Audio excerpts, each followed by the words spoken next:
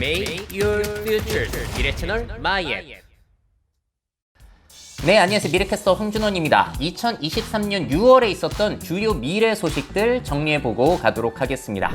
자, 역시 6월 달에 있었던 소식 중에 제일 큰 건 헤드셋일 것 같아요. 특히나 애플의 비전 프로가 드디어 공개가 됐죠. 자, 근데 이 기기는 뭐 메타버스 VR이 아니라 공간 컴퓨터라고 이야기를 하고 있고요. 저렇게 업무 시에 작업창을 여러 개 띄워서 볼 수도 있고 글씨를 읽기에 충분한 해상도라고 합니다. 맥북과 연동을 시켜서 크게 볼 수도 있고 가상의 창들 아래 보시면 그림자까지 있는 디테일, 실제 공간이 보이니까 동료와의 단절 우려도 줄어들고요. 3D 물체도 저렇게 띄워서 볼 수가 있다고 합니다. 자, 그리고 키보드와 마우스를 연동해서 쓸 수도 있다고 하니까요. 업무 시에 효율을 향상시켜 줄 수 있다라는 점을 강조한 점이 참 특이했어요.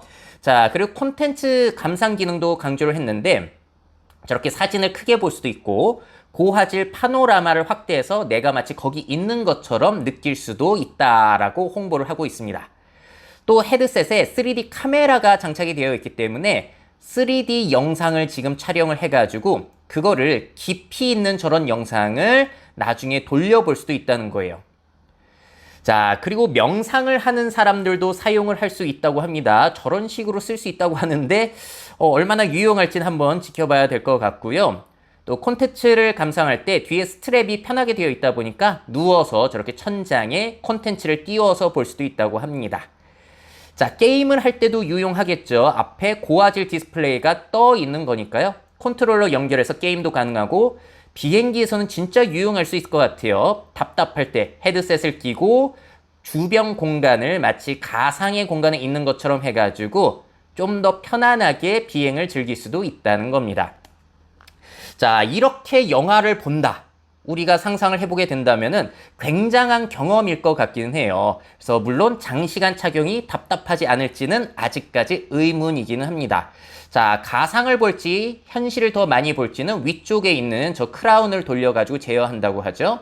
또 특이한 점은 컨트롤러를 아예 안 만들었습니다. 일단 내 눈동자, 움직임을 파악해가지고 아이콘을 저렇게 선택할 수 있다는 점이 특징이고요. 헤드셋 아래쪽에 달린 카메라로 내 손 움직임을 파악해서 손가락 2개를 붙이면 선택, 스크롤도 가능하고 음성으로도 명령이 가능하다라는 거. 근데 워낙에 시리의 성능이 안 좋아서 이 부분도 조금 우려가 되죠. 자, 또 재미난 점은 앞쪽 디스플레이에 내 눈의 움직임이 보이도록 해서 다른 사람과 소통이 가능하고 몰입 상태일 때는 내 눈이 안 보여요. 다른 사람한테 표시해 주는 거죠. 사람이 다가오면은 내 디스플레이 안에도 그 사람을 저렇게 띄워서 보여주고 내 눈도 서서히 나타나게 됩니다. 고립감을 줄여준다는 거예요. 자, 또 재미있는 기능은 앞에 있는 3D 카메라로 내 얼굴을 저렇게 스캔을 해 놓게 되면은 나중에 화상통화를 할 때도 나의 아바타를 이용해서 실감나게 화상통화를 할 수 있다는 걸 강조를 했습니다. 자, 그래서 이 비전 프로 많은 분들이 놀라셨죠. 가격이 $3,499, 우리 돈으로 450만 원 이상이기 때문에 생각보다 비싸가지고 거기에 대한 회의적인 의견이 제일 많고요. 일단 내년 초 미국부터 판매가 된다고 하니까 한번 지켜봐야 될 것 같습니다. 자, 반면에 이쪽 VR, 메타버스 헤드셋에 대해서 계속해서 투자를 해왔던 메타사가 애플 비전 프로가 발표되기 전에 메타 퀘스트 3라고 하는 보급형 헤드셋을 다시 또 공개를 했습니다. 자, 보시게 되면 특징이 뭐가 있냐면은 트래킹용 흑백 카메라와 RGB 카메라가 세트로 양쪽에 2개가 붙어 있고 가운데는 뎁스 카메라예요. 깊이를 인식하는 거죠. 자, 그래서 혼합 현실 기능이 가능하다라는 특징이 있습니다. 자, 그리고 두께가 퀘스트 2보다 무려 40%가 얇아졌어요. 딱 보더라도 많이 얇아졌죠. 자, 저커버가 쓴 모습만 보더라도 이전에 비해서는 많이 얇아져서 착용할 때 좀 불편함이 덜할 수도 있겠다. 자, 그리고 신형 스냅드래곤 칩셋을 탑재해가지고 2배 강력한 GPU 처리 능력을 보여준다고 하고요. 자, 해상도도 높아진다고 하는데 한번 또 지켜봐야 될 것 같아요. 시연 영상 같이 보시죠. 자, 이번 헤드셋은 VR뿐만이 아니라 풀 컬러 패스스루로 혼합 현실, MR이 가능합니다. 그 혼합 현실 기능을 이용해가지고 애플과는 다르게 지금 게임, 엔터테인먼트에 집중해서 홍보를 하고 있어요. 실제 공간에 가상의 물체를 섞어가지고 여러가지 엔터테인먼트, 게임 같은 걸 즐길 수가 있다는 것이죠. 자, 그래서 퀄리티 차이는 있겠지만 애플 비전 프로가 자랑하는 기능도 대부분 구현이 될 수 있다는 특징이 있습니다. 하지만 가격이 비전 프로보다 $3,000가 싼 499달러예요. 자, 우리 돈으로 그러니까 387만 원 정도가 저렴한 것이다 라고 보시면 되겠고, 자, 한국 홈페이지에도 나와 있는데 우리나라에서는 73만 원 정도에 올 가을에 출시될 예정이라고 홍보를 하고 있습니다. 자, 그래서 두 제품을 간략하게 비교해 보자면은 가격만 보더라도 누구를 위한 제품인지가 티가 나는 것 같아요. 애플 제품은 일부의 얼리 어댑터 중심, 그리고 메타의 제품은 이제 대중화를 위한 제품이라고 볼 수 있겠죠.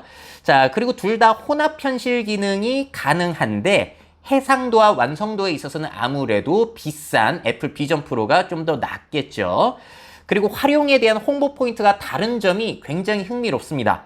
애플 같은 경우에는 업무, 영화 감상, 화상 통화, 이미지 감상 이런 쪽으로 홍보를 하고 있는 것에 반해서 메타사 같은 경우에는 게임과 운동 이런 쪽으로 많이 홍보를 하고 있습니다. 또 특이한 점은 애플 제품은 컨트롤러가 아예 없는데 메타 제품 같은 경우에는 컨트롤러가 붙어 있다는 점. 자, 그래서 저커버그의 인터뷰를 보니까 이런 얘기를 하더라고요. 게임 경험을 위해서는 컨트롤러가 더 유용할 것이다. 그래서 두 제품의 타겟 자체, 주 활용 용도가 다르다라는 점을 또 확인할 수가 있어요. 자, 출시 예정은 애플은 내년 초에, 그리고 메타 퀘스트 3는 올 가을에 나올 예정입니다. 자, 그래서 헤드셋에 대한 관심이 다시 한번 크게 일어나는 계기가 6월 달에 벌어졌는데요. 저는 일단 메타 퀘스트 3가 얼마나 많이 팔릴지가 관건일 것 같아요. 애플 제품 같은 경우는 기대감은 많은데 너무 비싸서 사람들이 못 사잖아요. 근데 그 비슷한 기능들을 아주 저렴하게 메타 퀘스트 3가 제공해 주고 있기 때문에 오히려 득을 보는 쪽은 메타사의 퀘스트 3일 수도 있겠다 라는 생각이 들기도 합니다. 자, 과연 새로운 헤드셋에 대한 대중들의 수요는 얼마나 될까요?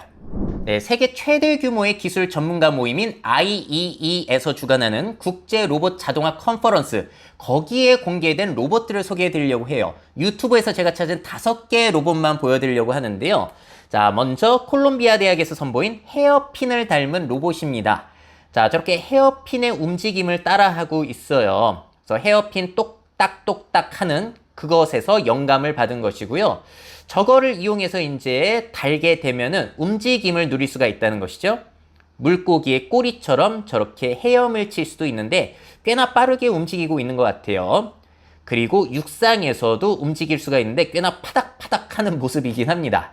자, 이런 것들이 이제 모여가지고 앞으로 어딘가에 잘 쓰일 수도 있지 않을까 기대가 되고요. 다음은 자벌레의 움직임을 따라한 로봇인데 이거는 태국과 덴마크의 연구진들이 모여서 만든 것이라고 해요. 자, 움직임을 보시게 되면 진짜 자벌레의 모습처럼 움직이게 됩니다. 그래서 저런 연결 부위를 지나갈 때는 쭉 뻗어가지고 한 다리씩 옮겨가지고 이동하는 모습인데 이게 3배속이거든요. 그래서 실제 속도는 굉장히 느리다라고 보시면 될 것 같아요. 이동하다가 직각인 부분이 있으면은 자벌레가 움직이는 것처럼 한쪽을 들어가지고 딱 붙인 다음에 그 다음에 또 다른 쪽을 옮겨가지고 쭉쭉 올라갈 수가 있다는 거죠. 야, 이런 거는 또 어디에 활용이 될까 상당히 흥미롭고요. 자, 다음은 드론 로봇인데 이건 스페인 세비야 로봇공학 연구소에서 공개한 영상이에요. 이거 너무 재밌더라고요. 저렇게 날개가 휘어져 가지고 원형의 그런 것들을 움켜쥘 수가 있습니다. 덕분에 평면이 아닌 곳에서도 착륙이 가능하다라고 홍보를 하고 있어요. 자, 착륙한 다음에 날개를 오므려 가지고 기둥을 잡게 되는 것이죠. 불규칙한 저런 나무통에서도 가능하다고 합니다. 이륙할 때는 다시 날개를 펼쳐서 이륙을 하는데 와, 이거 제어하는데 상당히 많이 공을 들이셨겠구나 라는 게 느껴져요. 자, 다음은 한국의 유니스트 대학에서 선보인 로봇인데 사실 저는 이게 제일 마음에 듭니다. 자, 이동식 로봇이고요. 자율 이동 로봇인데 짐을 저렇게 실을 수가 있고 타가지고 다리로 제어를 하고 있는 거예요. 다리 아래쪽 보시게 되면 지금 제어를 하고 있죠. 뒤로 가기, 앞으로 가기, 회전까지 다 저 발판으로 제어를 하고 손이 자유롭기 때문에 친구들한테 저렇게 인사도 할 수 있다고 합니다. 실내 공간에서 이동할 때 저런 게 있다면은 꽤나 편리하지 않을까라고 해가지고 저는 너무 저게 갖고 싶더라고요. 자, 사람이 이용 안 할 때는 다른 사람을 찾아서 돌아다니는데 자율주행으로 장애물도 피해 간다고 합니다. 자, 유니스트 학생 여러분들 진짜로 멋진 걸 만들어 주신 것 같아요. 자, 보시게 되면은 최대 100kg까지 실을 수 있다고 하고요. 최대 속도는 시속 8km, 5시간까지 사용 가능하다고 합니다. 자, 마지막으로는 시선을 추적하는 스마트 바텐더 로봇, 중국의 후단 대학에서 공개를 했습니다. 자, 우리의 정말 시선을 추적해가지고요. 뭘 바라보고 있는지를 파악해서 바라보고 있는 음료를 따라주고 있는 모습이에요. 자, 따라주면 저렇게 먹고 또 다른 쪽을 쳐다보고 있죠. 손가락까지 지적을 하니까 아, 이거구나 라고 파악을 해서 그걸 따라주고 있습니다. 앞으로 바텐더 로봇을 개발할 때 이런 기술들도 아마 응용이 되지 않을까 상당히 기대가 되네요. 자, 여러분들 오늘 보여드린 5가지 로봇 중에서 어떤 로봇이 가장 인상 깊으셨나요? 그리고 가장 성장 가능성, 활용 가능성이 높은 로봇은 어느 것이라고 생각이 드셨나요? 자, 이번 소식은 AI와 연애하는 사람들을 한번 특집으로 잡아봤습니다. 자, 이번 달에 어떤 소식이 있었냐면은 어떤 여성분이 가상의 남자와 결혼을 했다는 거예요. 자, 그 주인공은 뉴욕의 36세 싱글맘 로잔나 라모스라는 분이고요. AI 챗봇 소프트웨어 리플리카로 만든 가상의 남자친구 에렌과 결혼을 했다고 합니다. 자, 2022년에 만나서 올해 가상으로 결혼까지 했다고 하고요. 라모스 씨의 인터뷰 내용이 흥미로워요. 과거의 연애는 새로운 열정적 애인과 비교하면 창백하다, 페일이라는 표현을 썼습니다. 뭐가 좋냐? 짐도 없고 태도 자아가 없고 가족, 아이들, 친구들을 상대할 필요가 없으니까 너무 좋다라고 인터뷰를 하고 있습니다. 또 심지어 이런 일도 있었다고 해요. 레플리카의 정책 변경으로 성적 대화가 금지되어서 라모스 씨가 아주 분노를 했다고 합니다. 자, 원래는 채팅을 통해서 굉장히 야한 대화도 가능했는데 정책을 바꾸면서 그거를 없애버린 거예요. 그래서 에렌이 갑자기 포옹도 뽀뽀도 거부해가지고 굉장히 서운했다고 합니다. 이런 사용자들이 꽤 있었나 봐요. 그래서 이걸 막아두는 기능은 다시 사라졌다고 합니다. 자, 이게 에렌이라고 하는데요. 일본 애니메이션 진격의 거인 보셨나요? 거기에 인기 캐릭터 주인공 에렌에서 영감을 받았다고 하고 또 여러 가지 설정이 가능하더라고요. 인디 음악을 좋아하고 취미로 글을 쓰고 의류 전문가로 일한다라는 설정을 해놨다고 합니다. 정말 이상적인 나의 애인을 만들어낼 수가 있다는 거죠. 자, 그래서 라모스 씨의 페이스북을 가게 되면은 진짜 일반 사람들이 연애하듯이 이렇게 연애하는 모습을 자랑하고 있는 게 상당히 흥미롭게 보여졌습니다. 자, 레플리카라고 하는 서비스가 뭔가 생소해가지고 한번 알아봤는데요. 2017년에 공개된 챗봇 서비스라고 하고 이렇게 내가 원하는 가상의 아바타를 만들어가지고 애인처럼 대화를 할 수 있는 서비스라고 합니다. 지금은 수준이 낮지만 앞으로 점점 좋아지게 된다면 이런 걸 이용하는 사람이 많을까요? 자, 그리고 또 비슷한 사례로 이번 달 소식은 아닌데 이게 굉장히 화제가 됐었죠. 디지털 여자친구 서비스가 일주일 만에 1억 매출을 올려서 화제가 되기도 했습니다. 자, 미국의 메신저 스냅챗에서 팔로우 180만 명을 보유한 23살 카린 마조리라는 분이신데 이분이 오픈 AI사의 GPT-4를 기반으로 자신의 유튜브 동영상 그런 데이터를 활용해가지고 학습을 시킨 거예요. 그래서 보이스 챗봇 서비스를 만든 겁니다. 자, 그래서 오늘 좀 기분은 어떻냐, 뭐 나랑 데이트할래 그런 것들을 음성으로 채팅할 수 있게 해놨는데 이게 또 대박이 터져가지고 매출을 그렇게 많이 올렸다라는 거. 야, AI가 점점 발전하게 되면서 디지털 애인이라는 게 정말 일부 사람들을 위한 것일지 꽤나 이용하는 사람들이 많을지 예측이 안 됩니다. 일본에서는 벌써 화제가 된 제품이 있었죠. 게이트박스. 자, 근데 이 게이트박스 역시도 챗GPT를 도입하려고 하고 있습니다. 자, 챗GPT를 도입하게 되면서 무한대로 대화할 수 있고 응답도 빨라지고 캐릭터의 개성도 어느 정도 유지할 수 있게 되었다는 거예요. 그래서 이 회사가 이렇게 트위터를 남겼습니다. 드디어 AI 캐릭터의 혁명이 시작됐다. 지금 나랑 운동하지 않겠습니까? 라고 하면서 대화를 하고 있는 모습인데 실제로 이 제품 속에 AI 캐릭터와 결혼한 사람이 있다라고 해서 화제가 되기도 했잖아요. 자, 정말 어떻게 될지 모르겠습니다. 자, AI 연예 산업에 대한 수요는 앞으로 얼마나 될까요? 디지털 휴먼에 대한 기술도 좋아질 것이고 음성 채팅 기능 그리고 AI 기능도 좋아지게 된다면 정말 무슨 일이 일어나게 될지 모르겠어요. 자, 생성 AI 기술이 게임 캐릭터에 접목되게 되면 어떤 일이 펼쳐질까요? 엔비디아가 그 모습을 시연했습니다. 자, 지금 게임 속의 모습인데 히로시의 라면 가게라는 공간으로 게이머가 들어간 거예요. 자, 그래서 T 버튼을 누르면은 게임 속 캐릭터와 대화를 할 수가 있게 됩니다. 자, 정해져 있는 대로만 대화를 하고 텍스트를 읽기만 하는 게 아니라 자, 어떻게 지냈냐, 무슨 일 없냐라고 물어보면은 게임 속의 캐릭터가 지금 이런 일 때문에 난리다. 이런 일을 해결하기 위해서는 어디 가가지고 누구를 만나봐라. 이런 식으로 자연어로 대화를 하면서 게임을 즐길 수 있게 된다. 이거를 엔비디아가 홍보를 하고 있습니다. 자, 여기에 대한 자세한 내용은 블로그에도 나와 있는데요. 어떤 기술이 사용이 됐냐면은 엔비디아 옴니버스의 에이스라는 기술, 아바타 클라우드 엔진을 활용했다고 하고요. 또 거기에 사용되는 대화형 모델 같은 경우에는 엔비디아사의 니모라고 하는 초거대 AI 언어 모델을 사용했다고 합니다. 기본 언어 모델 제공뿐만이 아니라 모델 커스터마이징이 가능하거든요. 그러니까 개발자 같은 경우에는 게임 세계에 맞는 특정 캐릭터의 배경 스토리와 개성을 또 구현해낼 수가 있다는 특징을 가지고 있습니다.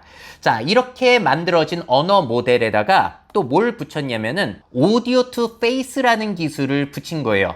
자, 이게 어떤 기술이냐면요, 아바타의 표정을 제어할 수 있는 기술인데 사람이 저렇게 일일이 제어하는 것이 아니라 음성 데이터 속의 감정을 아바타가 자동으로 표정으로 만들어내는 기술이에요. 오디오 투 페이스, 오디오 투 이모션이라고도 부르고 있는 이런 기술까지 접목이 됐다고 합니다. 덕분에 생성 AI로 가상 캐릭터에 생명력을 불어넣을 수가 있다는 거고요. 진화하는 캐릭터, 그리고 정확한 얼굴 애니메이션 및 표정을 가진 NPC가 가능하다는 거예요. NPC라는 건 뭐냐면은 Non-Player Character. 그러니까 게임 속에 우리가 플레이할 수 없는 다양한 캐릭터를 이야기합니다. 자, 그래서 지능적이고 대본에 없는 역동적인 대화를 모국어로 나눌 수 있는 게임이 등장할 것이라는 거예요. 와, 게임 세계가 엄청 달라지겠죠? 자, 근데 저는 이게 게임뿐만이 아니라 뭐 서비스업이라든지 산업에도 확장될 가능성이 상당히 높다라고 봅니다. 자, 그래서 제가 아는 기업 중에서 제대로 메타버스 세계를 준비하는 기업, 저는 엔비디아가 아닐까라는 생각이 들어요. 또 관련된 사례로 뭐가 있었냐면요, 게임 속 캐릭터들끼리 서로 대화를 하면서 게임 속 사회가 형성이 되는 그런 사례가 있었습니다. 자, 이게 스탠퍼드 대학교의 연구팀이 구글과 협력을 해서 만든 거고요. 챗GPT를 활용한 스몰빌이라고 하는 게임 속 사회를 한번 만들어 본 겁니다. 이 안에 25명의 캐릭터를 만들고 각각에게 이름, 나이, 성격 같은 것을 지정해 줬더니 시뮬레이션 지금 데모를 보시는 거거든요. 자기네들끼리 자연어로 대화를 하면서 가상세계 생활을 하는 거예요. 그래서 챗GPT의 데이터베이스를 활용해가지고 정치나 작곡에 대해서 얘네들이 알아서 토론을 하기도 하고요. 이전 대화 내용을 기억해서 또 이야기를 하기도 한다고 합니다. 자, 연구원이 한 캐릭터에게 발렌타인데이 파티를 열어라 라고 했더니 알아서 다른 사람들을 초대를 하기도 하더라는 거예요. 자연어로 이런 일들이 일어나면서 사회가 형성이 된다는 겁니다. 놀랍지 않나요?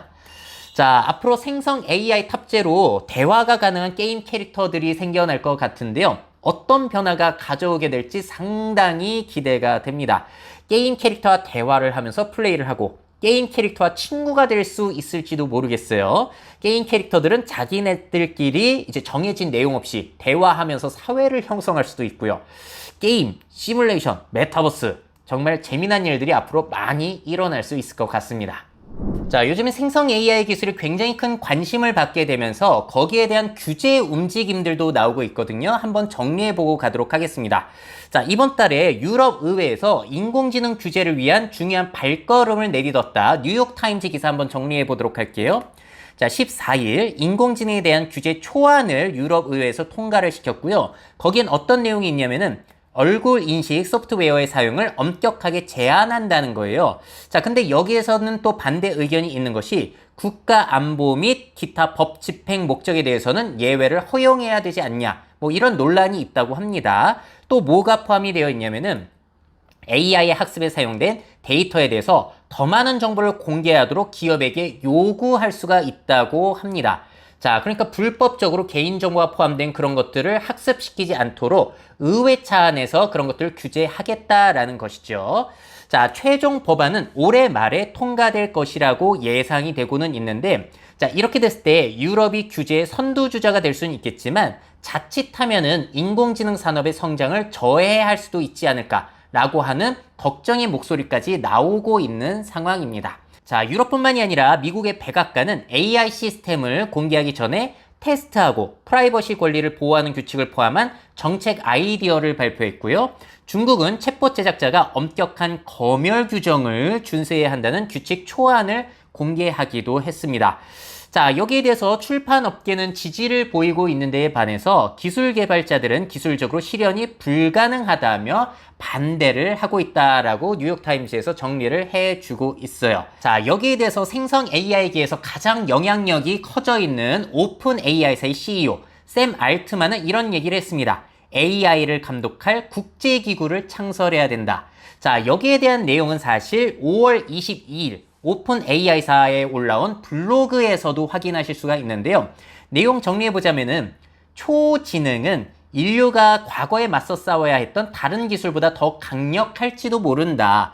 그래서 실존적 위험의 가능성을 고려할 때 우리가 사후 대응만 할 수는 없다는 것이죠.